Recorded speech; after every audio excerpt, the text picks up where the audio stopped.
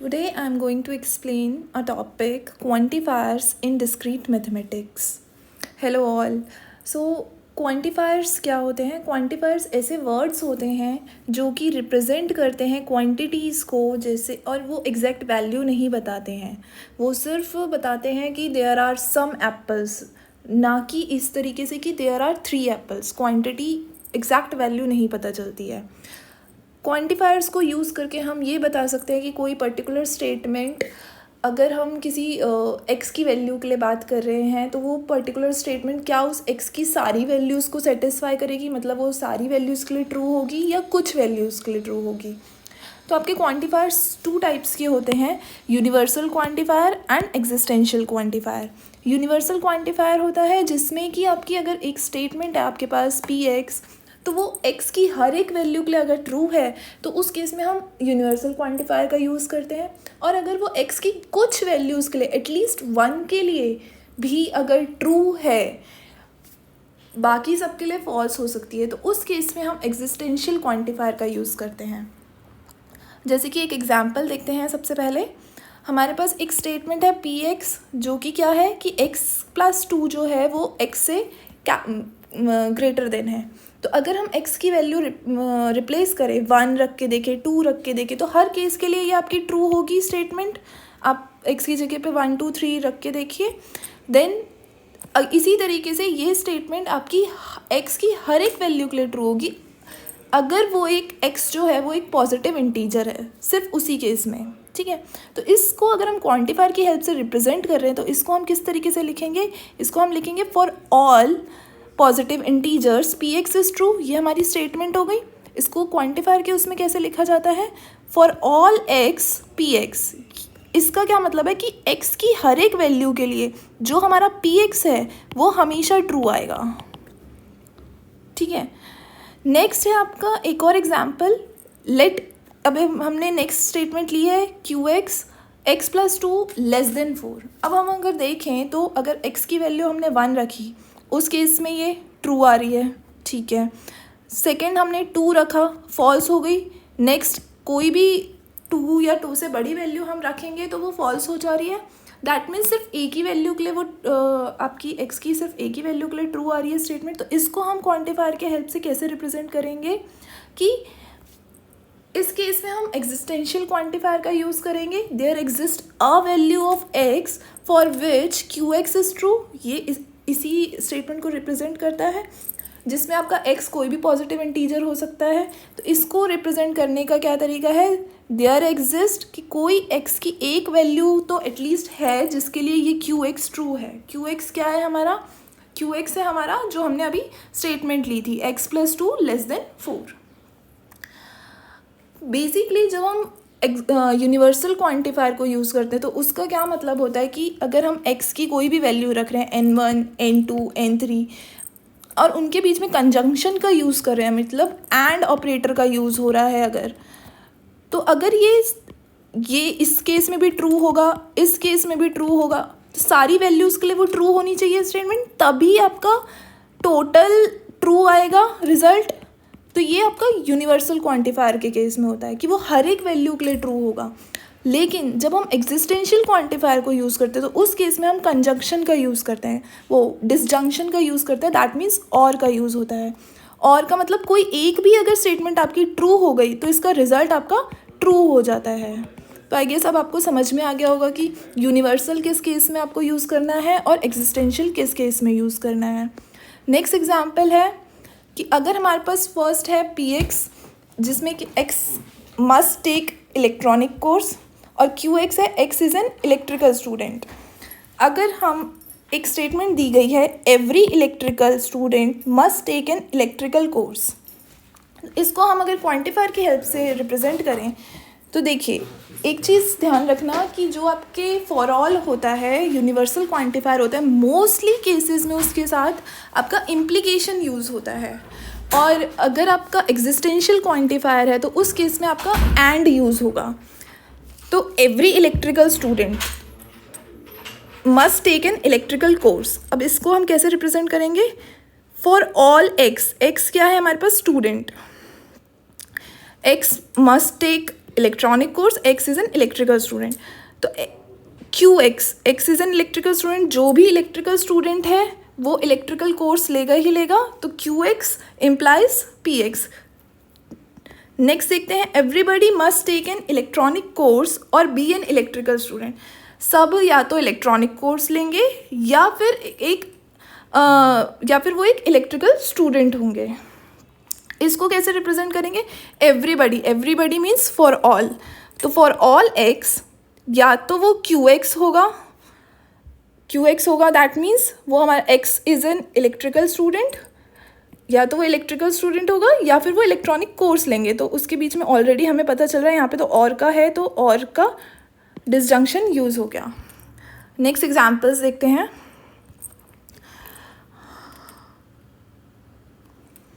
Next example है, all foxes run faster than all Snell's.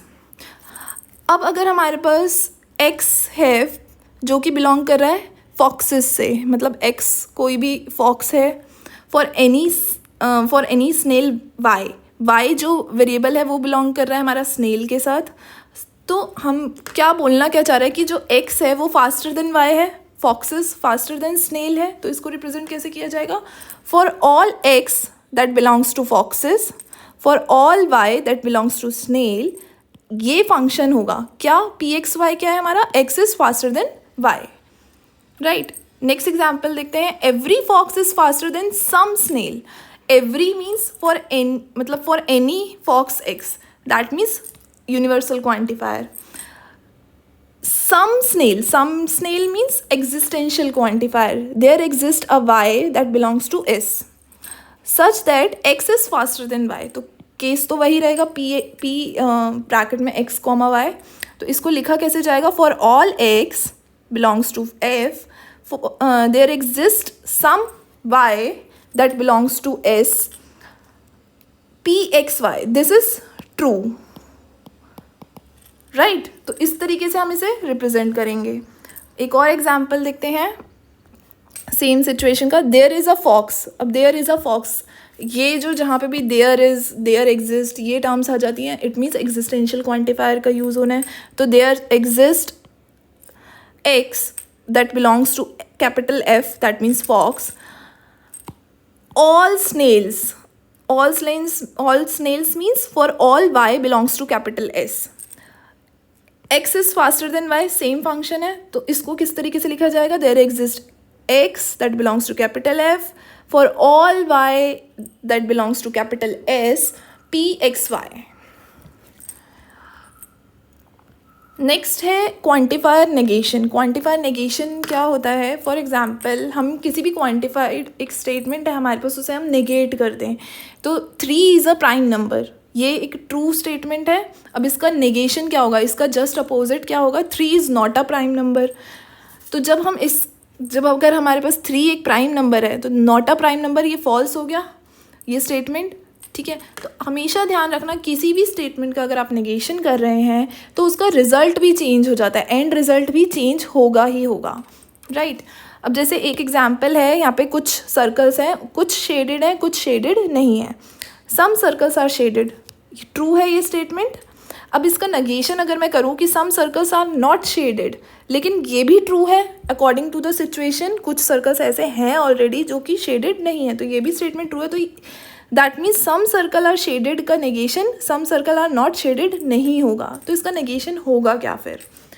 कि हम अरे ये अपोजिट भी हो जाए और ये रिजल्ट भी चेंज हो जाए, ऐसा कुछ, राइट। तो इसका नेगेशन होगा सम सर्कल्स आर शेडेड, ट्रू है।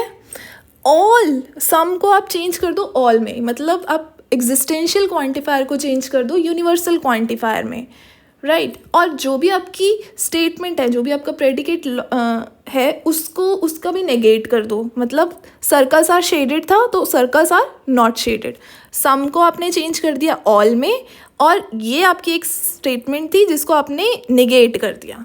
अब देखो इसका रिजल्ट भी चेंज हो जाएगा, फॉल्स हो जाएगा। तो इसी तरीके से आप किसी भी स्टेटमेंट का नेगेशन करते हो, आप एग्जिस्टेंशियल को यूनिवर्सल में कन्वर्ट करते हो, या फिर आप यूनिवर्सल को एग्जिस्टेंशियल में कन्वर्ट करते हो, और जो भी हमारी स्टेटमेंट थी उसे भी नेगेट कर देते हो। एग्जाम्पल देखते हैं, it is not the case that some students like homework. अगर हम इसे क्वांटिफायर के उसमें रिप्रेजेंट करें तो हम इसे कैसे लिखेंगे कि कुछ एक्स ऐसे हैं जो कि डी से बिलोंग कर रहे हैं जिनके लिए पी एक्स ट्रू है। पी एक्स क्या है हमारा कि स्टूडेंट्स लाइक होमवर्क, ये हमारा पी एक्स है, ठीक है। और क्योंकि यहाँ पे सम था तो इसलिए एग्जिस्टेंशियल लगा।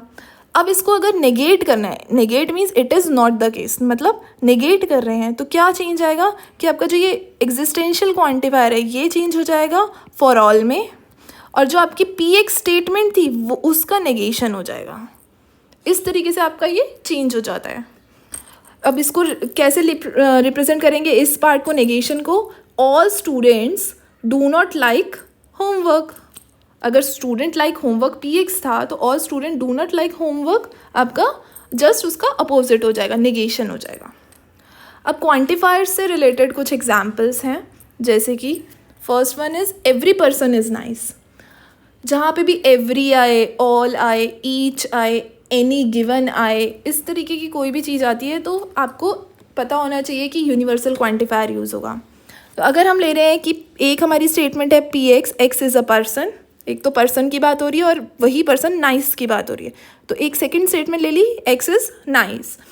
तो इसको कैसे रिप्रेजेंट करेंगे? For all x P x implies Q. अगर वो पर्सन है तो वो नाइस होगा, यही बोलना चाह रहा है एवरी पर्सन इज़ नाइस में। इसी का वेरिएशंस है, इसी स्टेटमेंट को हम ऐसे भी लिख सकते हैं ऑल पर्सन्स आर नाइस या ईच पर्सन इज़ नाइस। तीनों के ही केस में आपका रिजल्ट यही आएगा। अब एक चीज़ और, आपका पूरा डिपेंड करता है कि आप पी एक्स क्यू एक्स आप ले किसको रहे, आप स्टेटमेंट किसको मान रहे हैं। अगर मैं इसी केस में स्टेटमेंट ले लूँ पी एक्स जो कि रिप्रेजेंट कर रहा है person is nice,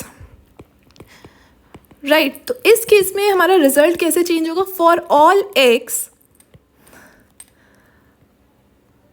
P x, सिर्फ इतना, ये इम्प्लाइज और क्यू एक्स ये लिखने की ज़रूरत नहीं है। तो डिपेंड करता है कि इसका कभी भी एक आंसर नहीं आता है, आप लेट क्या कर रहे हो उस पर आपका रिजल्ट डिपेंड करता है।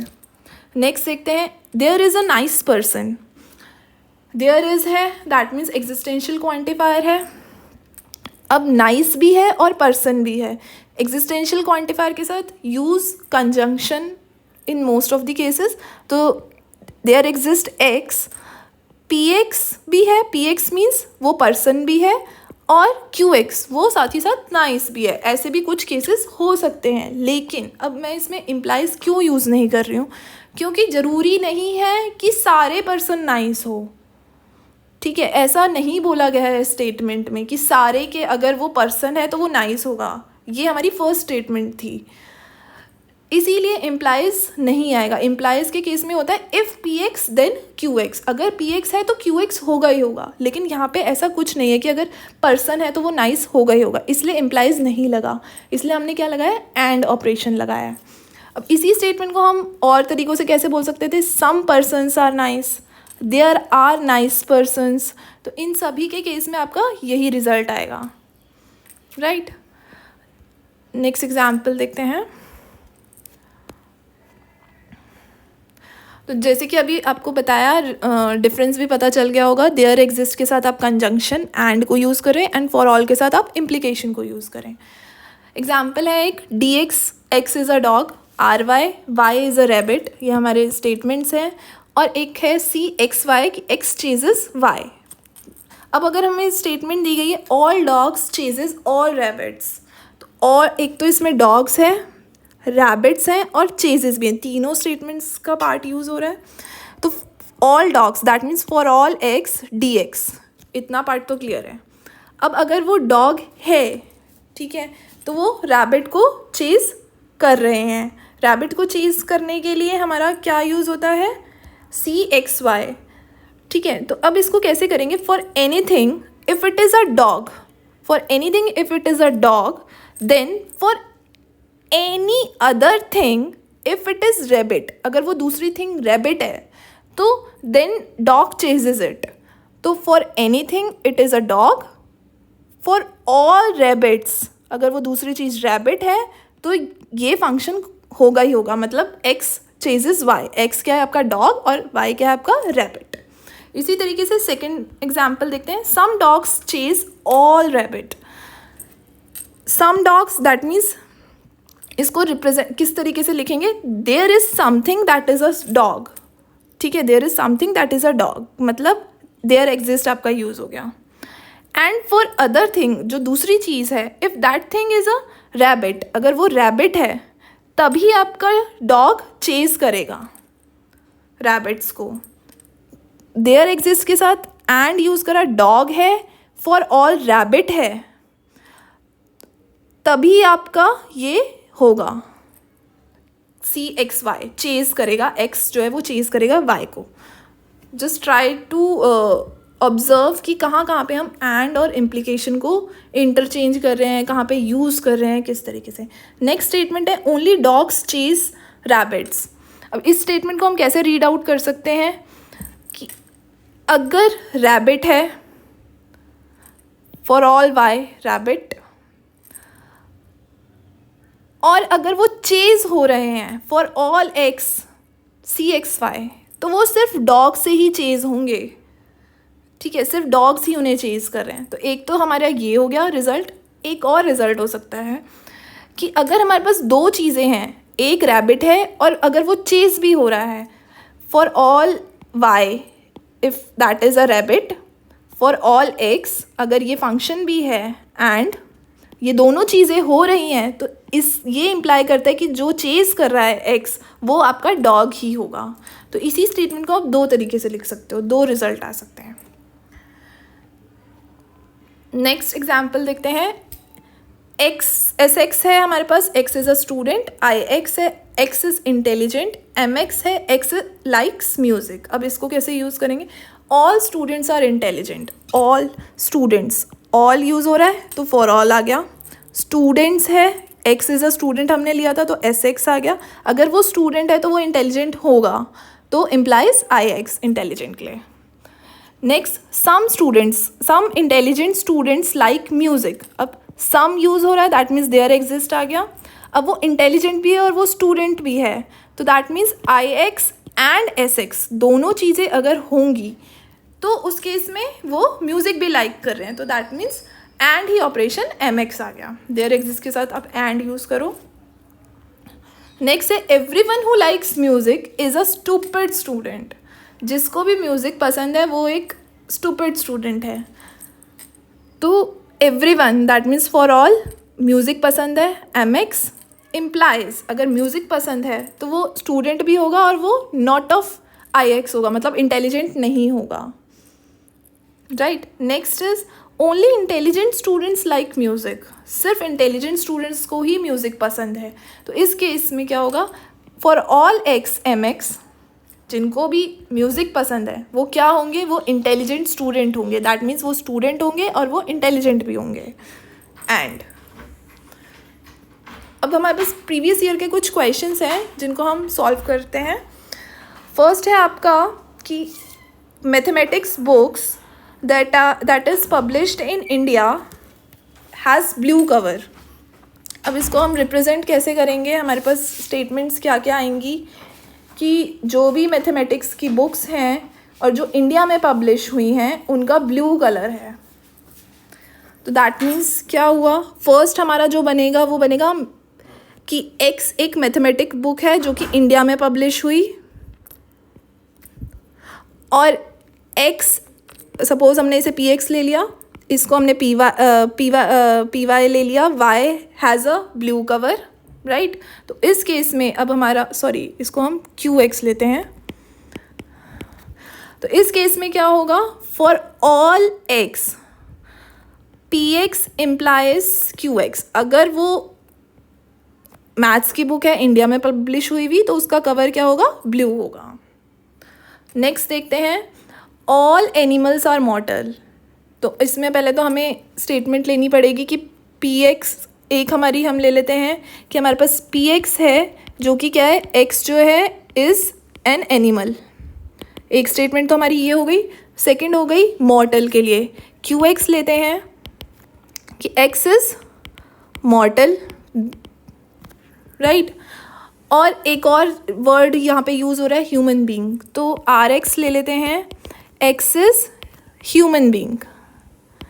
अब इस केस में हमारी क्या बनेगी, पहले तो all animals are mortal, for all x P x, अगर वो एनिमल है तो वो मॉर्टल होगा, तो क्यू एक्स। ये तो आपकी फर्स्ट स्टेटमेंट का बन गया। All animals, all human beings are animal, अब इसके लिए क्या यूज़ होगा, all human being, all human being मतलब आर एक्स, तो इसका क्या होगा, for all x R x implies कि वो एक एनिमल है, एनिमल के लिए क्या है हमने यूज़ किया पी एक्स। ये तो आपकी दो स्टेटमेंट का आंसर हो गया। अब थर्ड के लिए therefore all human beings are mortal, इसलिए ऑल, अब सेम फॉर ऑल एक्स को कैसे रिप्रेजेंट करोगे, फॉर ऑल एक्स अगर वो ह्यूमन बींग है यानी आर एक्स तो वो मॉर्टल होंगे क्यू एक्स, राइट। तो इस तरीके से आपकी ये स्टेटमेंट हो गई। नेक्स्ट लेते हैं, there exist a mathematics books with a cover that is not blue, एक तो ऐसी बुक होगी मैथ्स की जिसका ब्लू कलर नहीं है। तो अगर हम ले रहे हैं कि पी एक्स, हम ले रहे हैं इस स्टेटमेंट को कि पी एक्स है हमारे पास कि x is a mathematic book, और एक और स्टेटमेंट ले रहे हैं कि कवर इज़ नॉट ब्लू, तो इसको हमने ले लिया क्यू एक्स। तो इस केस में क्या होगा, देयर एग्जिस्ट है तो existential quantifier, there exist x for which वो पी एक्स भी है, मतलब मैथमेटिक्स की बुक भी है, एंड उसका कवर भी आपका ब्लू नहीं है, right. Next statement, he eats cracker only if he drinks milk. अब इसमें दो स्टेटमेंट्स क्या है, एक तो ही ईट्स क्रैकर और एक है ही ड्रिंक्स मिल्क। इसको हम ले लेते हैं पी एक्स और इसको हम ले लेते हैं क्यू एक्स। तो अब इस केस में क्या होगा आपका, अगर वो क्यू एक्स है, अगर वो दूध पीता है तो वो क्रैकर्स भी खाएगा, ठीक है। तो for all x Q x implies P x, ठीक है। क्यू एक्स क्यों, क्योंकि अगर वो दूध पी रहा है तभी वो क्रैकर खा रहा है। नेक्स्ट स्टेटमेंट है, there are mathematics books that are published outside India. कुछ ऐसी बुक्स भी हैं मैथ्स की जो कि इंडिया के बाहर पब्लिश हुई हैं। इसमें हमारी एक तो स्टेटमेंट हो जाएगी कि वो x is a mathematic books, इसको हमने पी एक्स ले लिया। पब्लिश्ड आउटसाइड इंडिया को हमने क्यू एक्स ले लिया। तो इसको कैसे लिखेंगे, देयर एग्जिस्ट एक्स जो कि मैथ्स की बुक भी है एंड वो आउटसाइड इंडिया भी पब्लिश हुई है। नेक्स्ट है आपके पास, नॉट ऑल बुक्स हैव बिब्लियोग्राफीज़। ये तो बहुत इजी है, नॉट के लिए आपका नेगेशन यूज़ हो गया, ऑल के लिए आपका फॉर ऑल यूज़ हो गया। अगर बुक्स हैव बिब्लियोग्राफी को हम पी एक्स ले रहे हैं तो for all x P x, simple सी स्टेटमेंट हो गई हमारी ये, इसको रिप्रेजेंट कर लिया। नेक्स्ट है हमारे पास, every student in this class has taken some course in every department in the school of mathematical science। थोड़ा सा टिपिकल है लेकिन सॉल्यूशन उतना ही इजी है, और एक ही स्टेटमेंट के बहुत सारे सॉल्यूशन भी हो सकते हैं, डिपेंड करता है आप लेट क्या कर रहे हैं। तो मैंने इसमें क्या लेट किया है कि तीन चीज़ें लेट की हैं। एक तो एक्स, ठीक है, एक्स मैंने डोमेन लिया है, पी एक्स नहीं, सिर्फ एक्स। एक्स जो है वो क्या है, डोमेन, एक्स का जो डोमेन है वो मैंने लिया है कि all students in this class, इस क्लास के सारे स्टूडेंट, एक्स जो है वो सारे स्टूडेंट्स के लिए है। इसी तरीके से वाई लिया है सारे कोर्सेज के लिए, क्योंकि तीन चीज़ों पे बात हो रही है। और एक जेड लिया है, जेड लिया है आपका सारे डिपार्टमेंट्स के लिए, all departments in the school of mathematical science. तो हमने तीन डोमेन लिए हैं, और इसी के साथ एक मैंने पी एक्स वाई जेड लिया है, जो कि क्या रिप्रेजेंट कर रहा है, ये रिप्रेजेंट कर रहा है कि हमारा स्टूडेंट एक्स है जिसने वाई कोर्स लिया है, student x has taken course y in department z. तो इस पूरी स्टेटमेंट को मैं किस तरीके से रिप्रेजेंट करूँगी, फॉर ऑल एक्स वाई देखो फॉर एवरी स्टूडेंट आ रहा है तो एक्स तो होगा ऑल स्टूडेंट के लिए, फॉर ऑल, ठीक है। नेक्स्ट मैं सम कोर्सेज मीन्स वाई जो है आपका वो देयर एग्जिस्ट में जा रहा है, वाई आपका किस में जा रहा है, देयर एग्जिस्ट में, there exist y for all department that means z P x y z. I guess आपको इसका रिजल्ट समझ में आ गया होगा। आंसर वेरी कर सकता है, मैं बार बार बोल रही हूँ, आंसर वेरी कर सकता है डिपेंडिंग अपॉन दी आपने जो लेट करी हैं, जैसे कि मैंने एक्स वाई जेड लेट करे हैं वो किस तरीके से करे हैं।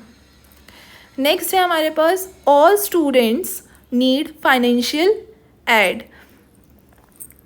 इसको किस तरीके से हम लिखेंगे, इसका हो गया, पहले तो स्टूडेंट है एस एक्स मैं ले रही हूँ स्टूडेंट के लिए, एक्स इज़ अ स्टूडेंट, और एक मैं स्टेटमेंट ले रही हूँ नीड फाइनेंशियल एड, वो मैं ले रही हूँ आपका एफ एक्स। तो इस केस के लिए हमारा जो रिज़ल्ट जाएगा वो क्या बनेगा, for all x S x implies F x. अगर वो स्टूडेंट है तो उसे फाइनेंशियल नीड की ज़रूरत पड़ेगी। Next statement some cows are not white, कुछ काउज हैं जो कि वाइट नहीं हैं। तो अब इसमें भी सेम वही है, लेट करने का तरीका, मैं x इज़ अ काउ ले रही हूँ, सपोज़ सी एक्स ले लिया मैंने, और वाइट के लिए मैंने डब्ल्यू एक्स ले लिया। कुछ काउज हैं जो कि वाइट नहीं हैं, तो देयर एग्जिस्ट आएगा सबसे पहले, तो there exist x such that cows जो हैं, ठीक है, वो अगर मैं वाइट को डब्ल्यू एक्स ले रही हूँ तो नॉट ऑफ वाइट के लिए मेरे को नॉट लगाना पड़ेगा, ठीक है, नॉट डब्ल्यू एक्स। लेकिन अगर मैंने स्टेटमेंट में नॉट वाइट को ही डब्ल्यू एक्स लिया होता तो उस केस में मुझे यहाँ पे नॉट लगाने की ज़रूरत नहीं पड़ती। नेक्स्ट स्टेटमेंट है if water is hot then Sam will swim in pool.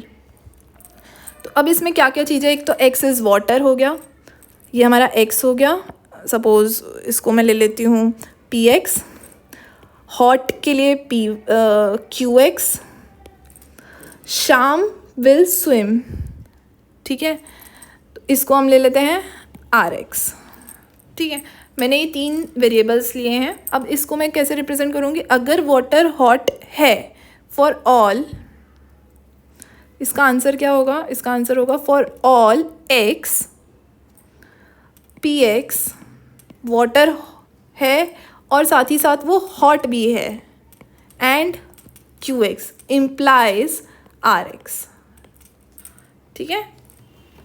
Next हो गया आपका all integers are either odd और इवन।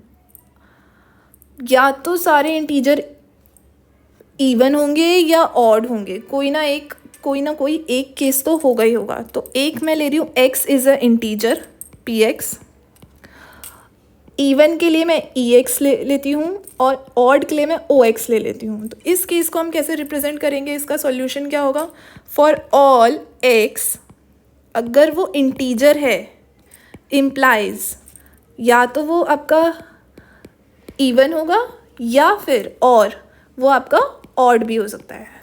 तो इसका रिज़ल्ट इस तरीके से कुछ आ गया। नेक्स्ट है आपका ऑल बर्ड्स कैन फ्लाई। तो बहुत सिंपल सा है कि आप ले सकते हो बर्ड्स कैन फ्लाई को पी एक्स ले सकते हो, तो for all x P x, simple. Next देखते हैं solution. Some man are genius, तो मैन आर जीनियस को अगर मैं पी एक्स ले रही हूँ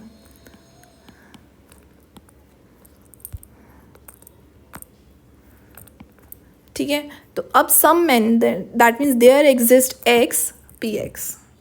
नेक्स्ट है आपका some numbers are not rational, कुछ नंबर्स हैं जो कि रैशनल नहीं हैं। तो इस केस में आपका क्या बनेगा, एक तो वो नंबर्स के लिए बन गया हमारा पी एक्स कि एक्स इज़ अ नंबर, और क्यू एक्स ले लेते हैं कि एक्स इज़ रैशनल। तो इस केस में क्या होगा, देयर एग्जिस्ट एक्स जो कि पी एक्स है वो एक नंबर है एंड वो रैशनल नहीं है। नेक्स्ट आपका देखते हैं, there is a student who likes mathematics but not geography. कोई एक स्टूडेंट है, तो एस एक्स ले लेते हैं स्टूडेंट के लिए। नेक्स्ट लाइक्स मैथमेटिक्स को हम ले लेते हैं एम एक्स, और ज्योग्राफी को हम ले लेते हैं जी एक्स।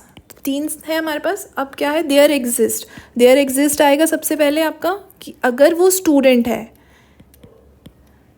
ठीक है, तो ऐसा होगा कि वो उसे मैथ्स तो पसंद होगी एंड मैथ्स, साथ ही साथ नॉट ज्योग्राफी, राइट। अब कुछ एग्जाम्पल्स हैं जो कि नेगेशन के लिए हैं, आपके एग्ज़ाम में पूछे जा चुके हैं।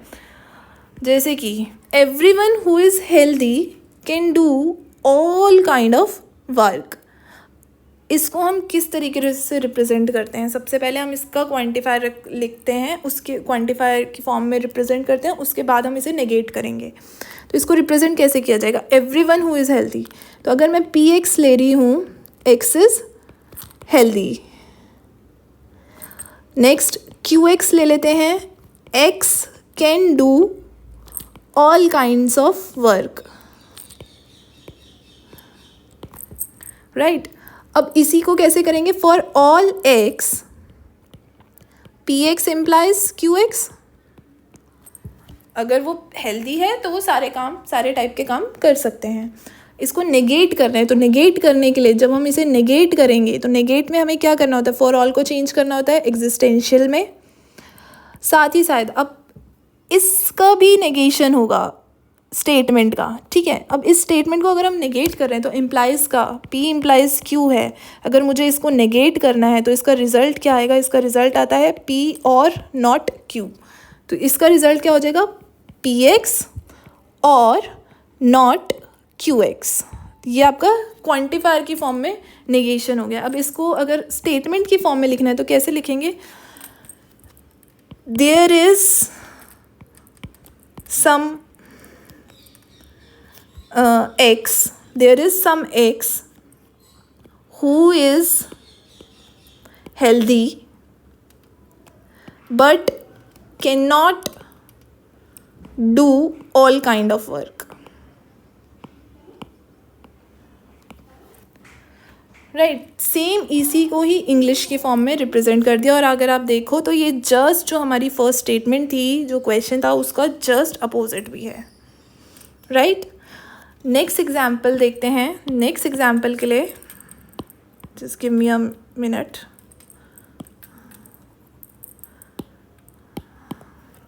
सम people are not admired by everyone. तो देखो, एक तो यहाँ पे दोनों ही तरफ पीपल की बात हो रही है, इंसानों की बात हो रही है। तो एक हम ले लेते हैं P x, x is a person, ठीक है। और साथ ही साथ अब एक ये भी पीपल ही है और एवरीवन भी पीपल ही है, ठीक है। एक है इसमें नॉट एडमायर्ड। एडमायर्ड के लिए मैं एक फंक्शन ले लेती हूँ जो कि हो जाएगा आपका, for example, admired x y. इसका क्या, ये क्या रिप्रेजेंट कर रहा है कि एक्स एडमायर्स वाई। इसको रिप्रेजेंट कैसे करेंगे? क्वांटिफायर की फॉर्म में, देयर एग्जिस्ट सम एक्स, और साथ ही साथ कोई y भी है, क्योंकि y भी तो पर्सन ही है, x और y दोनों ही पर्सन है हमारे, जिसके लिए p एक पर्सन है, साथ ही साथ py भी एक पर्सन है, y भी एक पर्सन है। और क्या रिप्रेजेंट हो रहा है? And x admires y, that means a x y, right. अब नॉट लगा है तो यहाँ पे नॉट भी आ जाएगा। ये आपका रिजल्ट हो गया। अब इसका ही जस्ट नेगेशन करना है। तो सबसे पहले नेगेशन के लिए हमें क्या करना पड़ेगा? फॉर ऑल में चेंज कर दो। साथ ही साथ ये जो नॉट था, इसमें से कोई एक भी स्टेटमेंट अगर फॉल्स हो जाएगी तो वो अपने आप ही पूरा रिजल्ट फॉल्स हो जाएगा। इस पूरे का नेगेशन अगर हम करें तो आप क्या करो, P x and P y, और यहाँ पे इसका नेगेशन हटा दो, एंड एक्स वाई, राइट। तो इस तरीके से आपका नेगेशन का फॉर्मूला चलता है। आई गेस अब आपको क्वांटिफायर्स अच्छे से समझ आ गए होंगे। Thank you.